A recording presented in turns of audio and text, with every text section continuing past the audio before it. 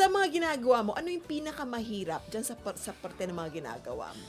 Ang pinakamahirap po dito is yung for example, yung araw-araw, like, hindi naman araw-araw, like, pabalik-balik ako sa mga department, and then, Sa BI, yes, Bureau of sa embassy, Okay. especially, Embassies. syempre, sa mga tao, na syempre, kailangan ma-meet ko yung expectation nila.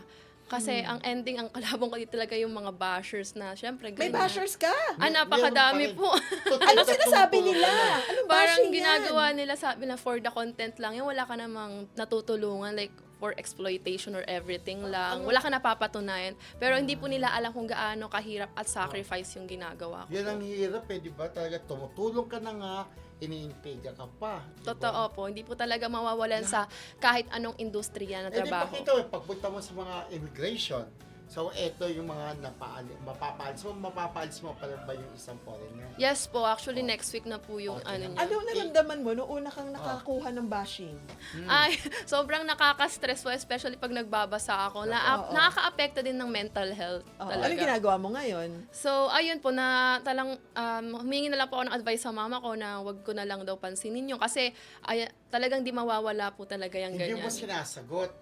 Minsan sinasagot ko po, pero mas lalo nagiging komplikado. So, hinahayaan ko na lang po. Kasi Deadma pag na sumagot lang. ka, sasagot Oo, din sasagot siya. din. Yes, Okay. yes. Baka magpapapansin lang siya. Kasi Oo. ikaw, nandiyan yung puso mo sa pagtulong, di ba? Totoo. Pero